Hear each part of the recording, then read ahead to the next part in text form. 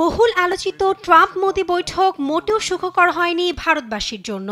একের পর এক ট্রাম্পের রোষানলে পড়ছে মোদি সরকার। ইতোমধ্যেই ভারতে ভোটার উপস্থিতি বাড়ানোর উদ্দেশ্যে $2,10,00,000 অনুদান বাতিল করেছে ওয়াশিংটন। এবার এই পদক্ষেপের পক্ষেই সাফাই গাইলেন খোদ প্রেসিডেন্ট ডোনাল্ড ট্রাম্প। সেই সঙ্গে প্রশ্ন তুলেছেন কেন এতদিন মার্কিনীদের করের অর্থ এ খাতে ব্যয় করা হলো। তা নিয়ে ভারতকে কটাক্ষ করেন প্রেসিডেন্ট ট্রাম্প। আমরা ভারতকে কেন $21 মিলিয়ন দিচ্ছি? তারা অনেক বেশি টাকা পেয়েছে। আমেরিকার তুলনায় তারা বিশ্বের সবচেয়ে বেশি করদাতা দেশগুলোর মধ্যে একটি। তাদের শুল্ক এত বেশি হওয়ায় আমরা সেখানে খুবই কম যেতে পারি। ভারত ও তাদের প্রধানমন্ত্রীর প্রতি আমার অনেক শ্রদ্ধা আছে, কিন্তু ভোটারদের জন্য $21 মিলিয়ন দিচ্ছি।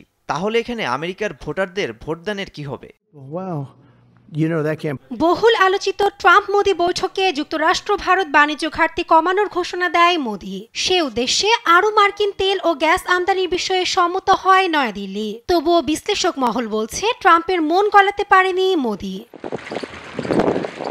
অন্যদিকে কৌশলী ট্রাম্প বহুদিনের পুরনো বন্ধু মোদির জন্য সশ্রদ্ধ আবেগ দেখালেও নিজের স্বার্থ হাসিলে এক চুলো ছাড় দিচ্ছেন না, যা থেকে স্পষ্ট মোদিকে এক প্রকার চাপেই রাখছে ওয়াশিংটন। প্রতিনিয়ত হাত পা বেঁধেই অবৈধ ভারতীয়দের ফেরত পাঠাচ্ছে ট্রাম্প প্রশাসন, যা নিয়ে ইতোমধ্যেই সমালোচনার ঝড় বইছে ভারতে।